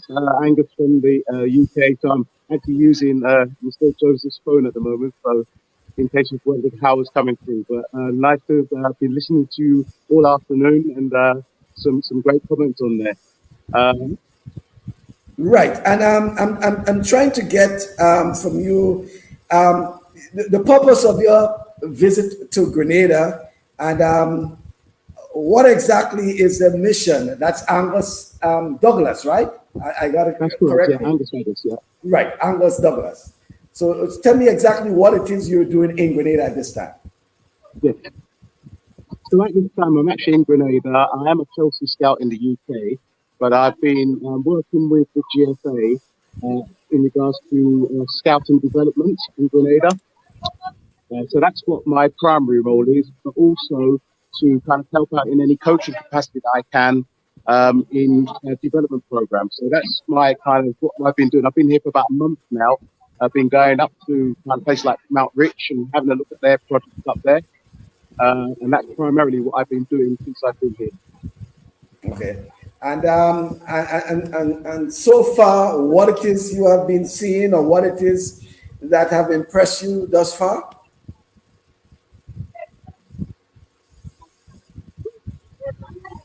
No, yeah. The question to you, Angus, is that what have you seen thus far that you're impressed with? Are there any things in particular you have seen? Yeah, I've seen so much enthusiasm, especially when we went up to Mount Rich, the kids in Mount Rich.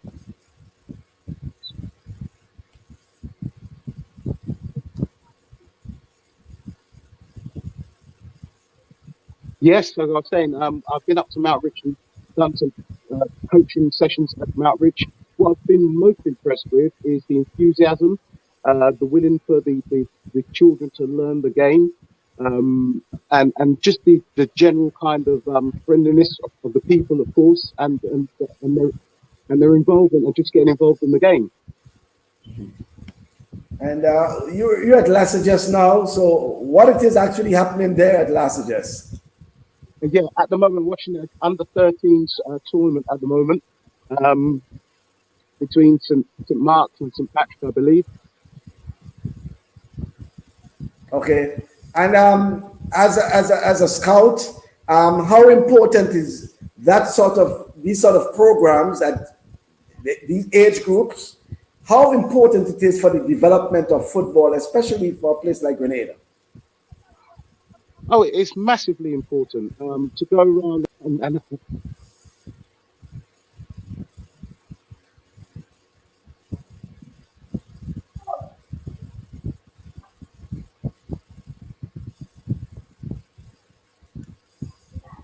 it's massively important to have competitions like this at under 13 level and getting boys and girls involved at this level so that they can go through the pathway and hopefully leading them right up to the national team.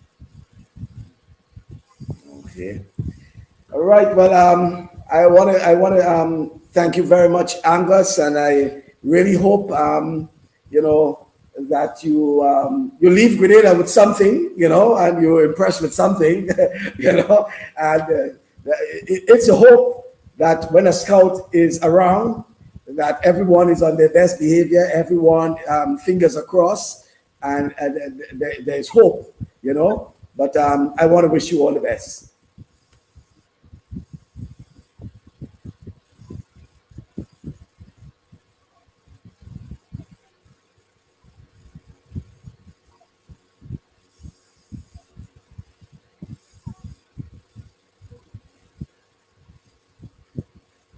Thank you very much, Michael, and thank you very much for having me on for a short period this afternoon.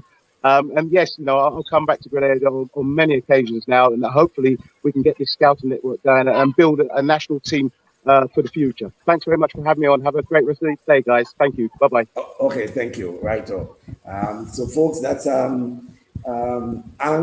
Angus Douglas, and he's visiting from the UK. Scout for Chelsea in the UK, and we hope probably to link up with Angus in a future program where we have a nice discussion with him, and hopefully at the end of his sojourn here in Grenada, and and also involve the the Grenada Football Association in exactly what they're doing. Let's getting back to some of the comments that were coming in. Well, Alana is saying that Clairvoy, I absolutely agree with you about 2-year colleges. Nazzio chose Butler Community College. So Nazzio will actually be going on to Butler Community College, and obviously he would have had so many, offers and decided to go to Butler Community College. And just a comment from Fernando, who is still watching the show, I guess as much he is now waiting for liftoff. He says, I forgot to mention that I'm willing to help any kid I can get a better opportunity. One of the ideas I have is to try to bring some of the kids to come to do a summer of the AAU, that's the American Athletics Union track with his club. That will give them a great opportunity to be scouted. Yeah. And it's important because I remember speaking to Fernando some time ago, and when Nazzio was participating in the AAU, which is, I think it's athletics, American Athletics Union or something like that. But there were athletes from Bermuda, from the Bahamas, from Jamaica, from other Caribbean islands, and participating among kids from the US high school age, etc., etc. And, we are saying this is an opportunity that our young athletes, not everyone will be able to go probably to the 10 relays, but there are so many opportunities where they can go out there and compete and be scouted, as Fernando was saying. So anyone who interested, parents in particular, he has a club, and probably can get in touch with Fernando when he's back from Kenya, and the opportunity for your kids to get competition, because we still don't know what is the situation regarding intercall and track and field in Grenada for 2022. So many uncertainties, and here's an opportunity. I would always be willing to provide information for you to contact Fernando, because he has been moving up and down across the United States within meets, with Nazzio and others.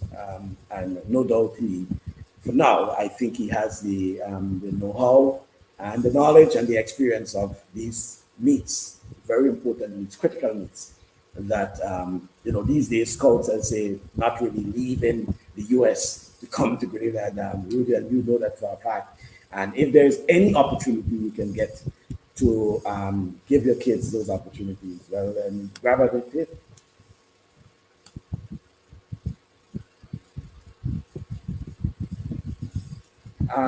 Most definitely. And that's always good.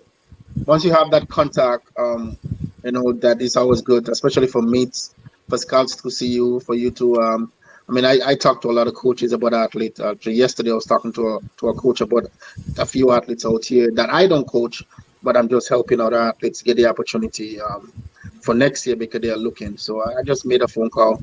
I just passed numbers on. And just give them the opportunity, because that's what you do, the best that you can do for the sport.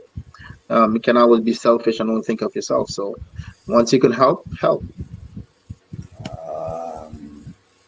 Right. Okay then. Well, I was just getting some information there from the president of NACAC, Mr. Mike Sands. He's saying, "Good afternoon, Michael. NACAC undoubtedly took Tokyo by storm," referring to folks in the region. "I am honored to be associated with such talented group of athletes and coaches. I'm presently boarding a flight for Nairobi." There's only Rudian and myself that not boarding a flight for Nairobi, because everyone seems to be heading to Nairobi. Everyone is heading to Nairobi. Everybody headed to Nairobi, and everyone that we know also headed to Nairobi. Heading out there.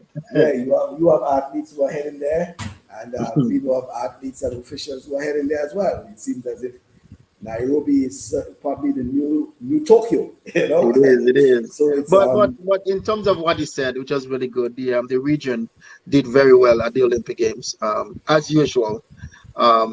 And then we know it on the female side, did very well. Getting 2 medals in the 400, 2 medals in the hurdles. That's always good, So it's really good for us. Even attaching Canada a part of it too. We did well. Did very well. And it was well under the circumstances that they had to deal with. Like you said before, the idea, listening to the president from Trinidad, the president tracking from Trinidad, what he says, the idea was for you to get to the finish line COVID-free. Oh yeah, that was the president of Canuck, from Trinidad, and that was a key thing, and it was a difficult because many athletes get there and didn't get to perform. Yeah. In fact, even Trinidad had its fair share as well. They didn't get to perform, and what's a sad that some of them. I know of one probably our last Olympics, There was one, a first. I mean, your first, and you can't call yourself an Olympian, you know, because you did not compete. You know? Yeah, it's as if you didn't get there, you know, because you got there, and then you were in quarantine, safe quarantine. You had to stay in a hotel and watch everything on television, you know. Yeah, it's sort of sad, you know. And it's good. I mean, many, you know, respect their country where they're coming from, but as we have success in Grenada, and we are about to take off, you know, once we get things under control, because, you know, I look at again, we come back again, 3 nations in the Caribbean bring back medal, and out of them we are the smallest by a long shot, right? So, you know, countries who send more than 5 athletes didn't bring back nothing. We did. So we have to look at that, guys. And for the past few years, yes, we put in Kearney on that pedestal for what he have done for us. But there are a lot of young athletes coming up now that's going to do better than Kearney. And I believe once they have the right guidance, and if the people is behind them like they are behind Kearney, now for us to not get away from Kearney, but shift to the side and support these other athletes, and let them be the next Kearney, let them be the next name for Grenada on the world stage. And I think it's going to start with this young man heading out to Nairobi right now, and I think he's going to do something great. I think he's ready. I think he's ready to perform and to do that. And going back to one thing Harvey Glant said, I was never always a Harvey Glant fan since during the college days. Because I've seen other coaches and I've been around. I see his method, but he gained my respect from his last composition. I see a different side of him, and it wasn't track and field. When he took up Kearney, it was more than track and field, and that's why he could only coach Kearney James and no one else. You know, it was really bigger than track and field for him. And I see a different side of him, just understanding how he and Kearney come about being together. You know, there was a difference. So when you don't know certain things, you have to wait until you get the information. You know, but I was very pleased, and he said that, and I also agree on our best way moving forward for Grenada is a mixed 4x4 team, hands down, no question about it. And that's where we really should be focusing on, putting a mixed 4x4 team together. And I think once we do that, we could be on the podium as well in that area. Well, we'll leave to see, because you know, it's only as much as you can say, Harvey can say, what those in authority are thinking. Okay, folks, and if we have just a few more minutes, but if you can just tell me, what do you think was the greatest or your most favorite moment of the Olympic Games, the Tokyo Olympic Games? If you can just type it there and just let me know what you think was your favorite moment of the Olympic Games. I think I'm thinking of what some are thinking, you know. What you think was it? Lincoln Deputy is saying, is the Caribbean ready to host an Olympic Games? The islands trumping up to amass the mammoth of money to build facilities for security, etc., etc. No. Toro, I don't think so. I don't think so. No, if not even close. If you know what an Olympic Games entails, you will know that the only how I can see something happen is like soccer. If they do a mix with like soccer coming up, it will be Mexico, Canada, and the United States. If they give Canada if they give a Caribbean island a specific sporting event, not all of it, but just one that they can host, and I think that might be something. It could be soccer, because some countries have the facilities, but in terms of hosting a full Olympic Games, that's quite challenging. You know, it's quite challenging. I don't know if I can consider that to be the favorite moment, But Clem is saying, we in the region and in Grenada in particular, this was no simple achievement. They criticized our march past outfit, but we left with an armor and a medal in hand. It became a big talking point, big news story all over, blah, blah, blah, about Grenada. And probably some of them don't even have a medal, but we left with a medal. And we left with our pride, we left with our heads high up, and some of them, they didn't make the relay team in this and that, Yeah. And even going to Victor. That could be a favorite moment. Victor was 16th in previous games, right, and he was 7th. Yeah, so he's getting closer to the podium. He's getting closer. Yeah. He's getting closer. So we are on the right path, right? So yeah, I could add that as among my favorite moments because they laugh at us and we laughing at them. We laughing at them dangling a medal.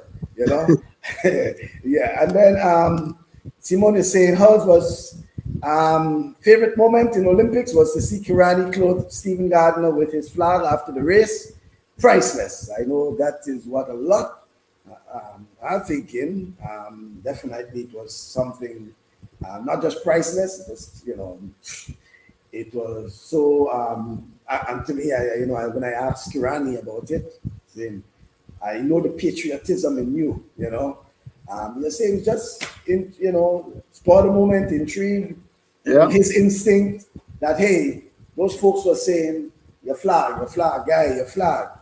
And he was just, in a position to assist, and he assisted. To assist, yeah. Obviously, Stephen was very tired. He was burnt out. And probably he was hearing them in the background, but just couldn't move, And For me, following this athlete for many, many years since he was a young lad, was Alison Felix. I didn't expect she was going to get a medal in the 400. I was really thinking in the 4x4, just to get that most decorated track and field athlete for the United States. And for me, was seeing her do that. That was amazing. That was amazing. Just following her from a young age, from high school all the way up to where she is now. To me, that was an amazing accomplishment to be the most decorated, not only female, but track and field athlete in the United States. That was honored to see, in spite of losing her sponsorship from Nike just because she was pregnant. Right. And coming back and show them, hey, I can do it, because Nike is regretting it now, I'm pretty sure. But that was such an honor to see. And it was big. That was for me. Okay. Well, I don't have any one favorite, but among my moments would have been seeing the Olympic Games on television for the first time. Albeit, because I used to be there, I used to be watching it for the first time since 1996, right? Actually seeing it. I was involved not just as a media attaché other years, but then I was also part of broadcast team in terms of IMC, that's the sportsmen team in 2012. And going through the records, I actually realized that in Athens in 2004 at the games, I actually was a flag bearer for the closing ceremony. Yeah, I was a flag bearer for the closing ceremony. I went up and searched. I was doing some Google search and I saw my name popped up, and then I was looking at it. I said, oh, yes, I remember. I was actually the flag bearer for the closing ceremony. They chose me as a flag bearer for the closing ceremony. That was interesting. But, but in terms of Tokyo, actually being able in terms of the organizers getting the games completed, right? Amid all the challenges, right? That's one. Seeing our competitors, swimming and athletes compete. And not just the Kirani James medal performance, but, the Anderson Peters, the Lyndon Victor, regrettably, Melanie, Rodney. Yeah, and seeing the swimmers. I thought, to me, that in itself was a favorite moment, and not, and I'm saying yes, because it was the first time since 1996 I'm actually seeing it on television, watching it on television. But what was also important was, I know people would have complained over the years of not being able to see our athletes actually compete unless they probably are Kirani James in a major final. But here it was, you were able to see them in the field events, all of them competing, whether it's swimming, qualifying round, whatever it is. I thought that was very, very important. Hazelland Griffith is saying, I agree with you, Simone, that had to do with the flag. And Simone, the one battling condition helping not only the winner catching his breath, but his country raising their flag in dignity. And Colonel Provost is saying, congratulations, Nazzio. And Simone said, I also love the tiny female Jamaican medal in the 100 meters hurdles. Yes. And talking about that, I will want to add that part with Hansel Parchment, the hurdler, the 110 hurdler, and him getting into another venue, having to get a taxi to get back in time to get to the warm-up, and being able to get the assistance from the volunteer, and then going back to the volunteer to give her, well, he basically didn't actually give her the medal, I understood. He let her touch it, he had to keep the medal, but then giving her back not $100 but $300, I understood. But showing appreciation, for her giving him that opportunity, because she could have just said, hey, I can't help you. But she was able to take out the money, give him it, pay the taxi. And I thought that in itself was a very favorite moment as well. Lincoln is saying, overall favorite moment, Canada giving the boot to the US in football. Yes, Toro. I know Toro add something. I think Canada had the whole country on the pews during the finals, because I think that's a moment for, also it's a good moment too, because man, that was everybody was on the pews, everybody was watching that game, and the screaming and the everything for them. That was a good moment too. Well, any rivalry between the USA and Canada, the winner will have bragging rights. They would. Yeah. Whether it's hockey, whatever it is, it's like the Toronto Raptors winning the championship. Where Toronto Raptors, Downside for Clev, overall coverage atrocious. Yes, especially if you're watching, NBC, And Robinson Joy to say, Kirani's action demonstrated the true spirit of Olympianism and love. Sportsman coverage of the game was the greatest commentary team of all times. Congratulations to Sports Max. Yes, well, I heard about that, except some were complaining about, what's his name?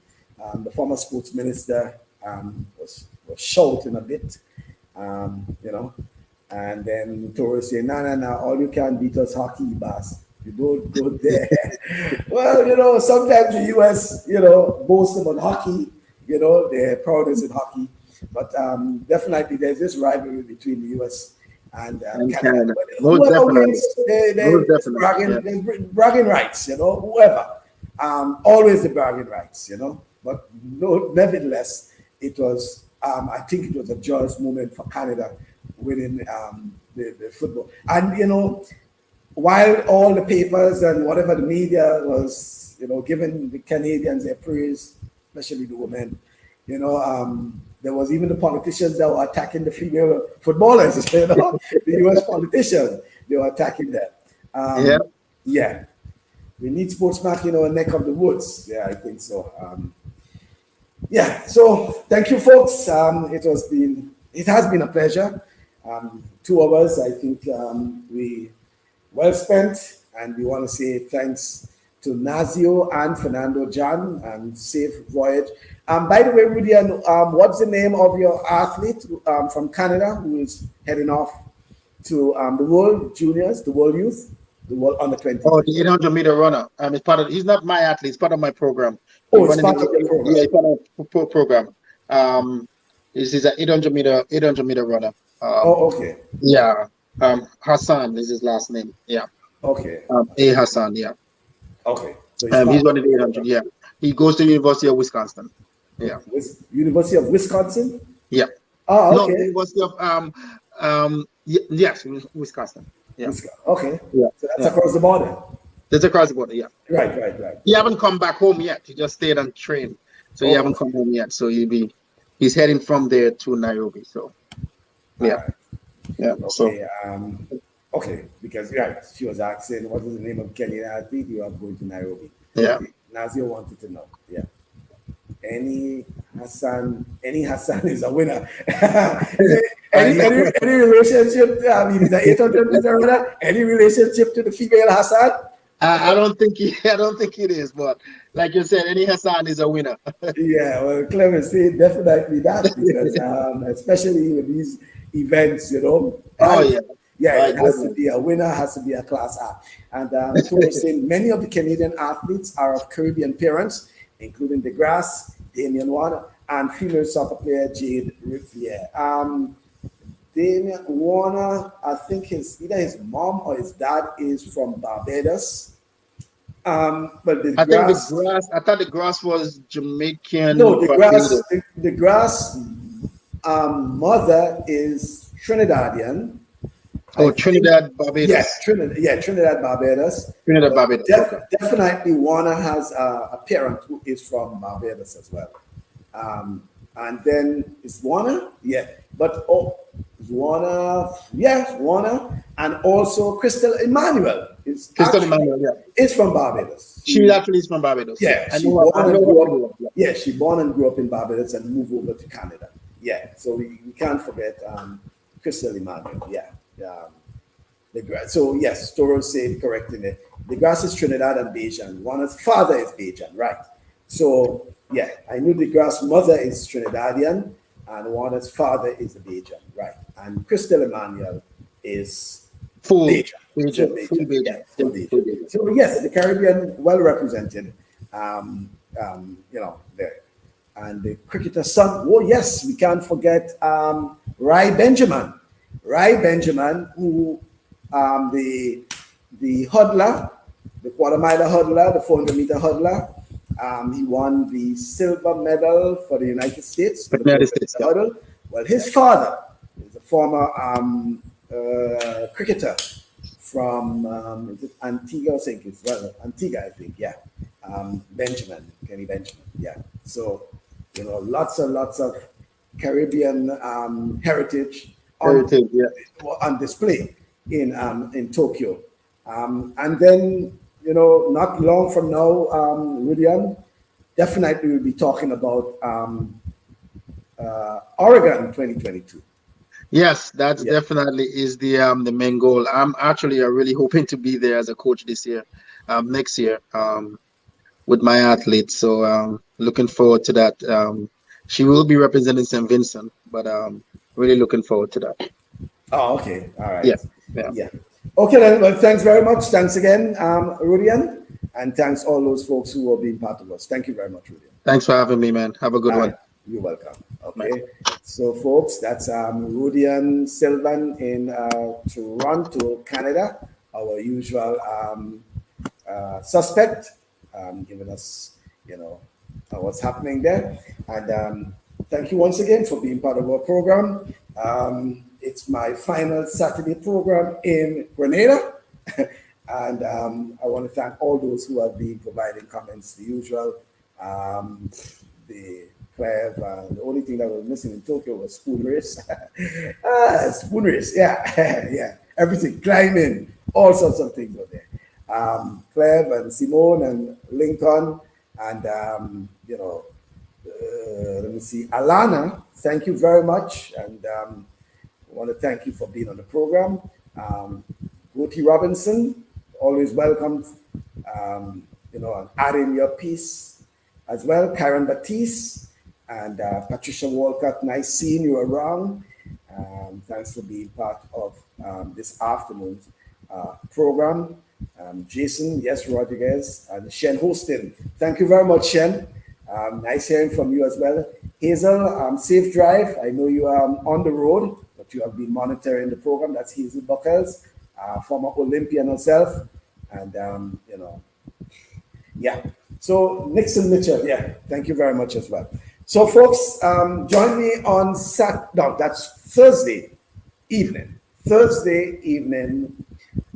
From Grenada once again, and then next Saturday, hopefully back in, Saturday will be travel day. Next Saturday, God's willing, travel day. No, I'm getting it all wrong. Sorry for that. Next Saturday, we'll be live in New York. Next Saturday, our program will be live in New York.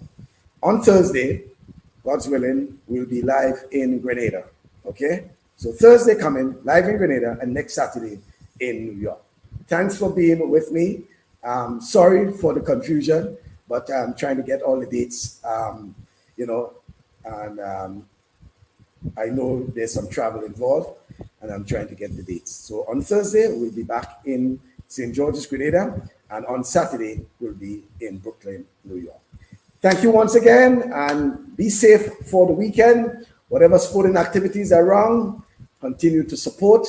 By the way, the World Athletics U20 Championships, it's get going on Wednesday. It should have been Tuesday, but they pushed it back by a day to allow for travel. They had some issues with folks getting into Nairobi, so it starts on Wednesday. If there's any information regarding coverage and things like that, so I'll post it online. So once again, thank you very much for being part of the program. Let me see if there's any final comment. Yeah, okay.